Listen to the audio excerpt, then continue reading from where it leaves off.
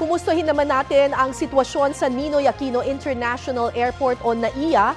May ulat on the spot si Darlene Kai. Darlene.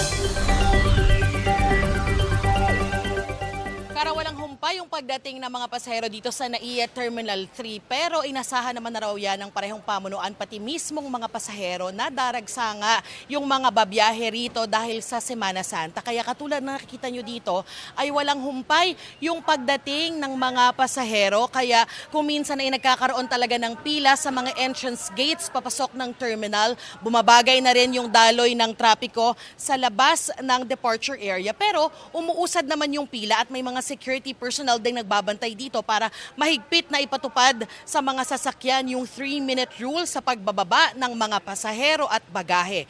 Ayon sa DOTR o Department of Transportation at ng operator ng NAIA na NNIC o New NAIA Infra Corporation ay maaaring umabot sa 1.18 million ang kabuang bilang ng mga pasaherong babiyahe sa NAIA mula April 13 hanggang linggo ng pagkabuhay, April 20.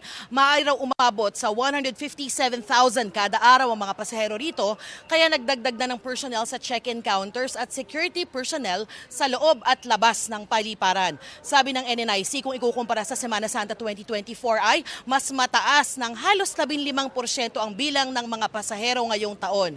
Ayon kay Manila International Airport Authority o MIAA General Manager Eric Ines, maaring dahil daw ito sa mas maraming flight na inoffer ng ilang airlines matapos makabili ng mga bagong eroplano at dahil na rin daw marahil sa mas pinagandang mga pasilidad sa paliparan. Inasahan na ng mga pasahero na marami silang makakasabay sa pagbiyahe ngayon. Kaya si Michael at ang kanyang mga katrabaho na papuntang Pagadian, inagahan ang pagpunta sa airport. Si Jolly naman, sinamantalang walang pasok ng ilang araw para makabisita sa Butuan. Narito ang sinabi sa atin ng ilang pasaherong nakapanayam namin kanina. Marami rin pong pasahero, gano'n din po. Kaya ano pong ginawa niyo diskarte? Maaga po kaming umalis sa bahay. Gano'n, para mauna na kaming umano, gano'n. Yun, nag-book ako ng early booking Dahil para makauwi. mag-on. Para doon sa mga kapuso nating babiyahe ngayon at sa mga susunod na araw para nga sa Semana Santa ay maiging maghanda po tayo pumunta sa airport ng mas maaga, 4 to 5 hours before ng flight kung international flight at 3 to 4 hours bago ang flight. Kung local o domestic flight lamang, pwede na rin naman po yung online check-in for 24 to 48 hours bago ang flight. Depende sa airline na pinagbilhan nyo ng ticket.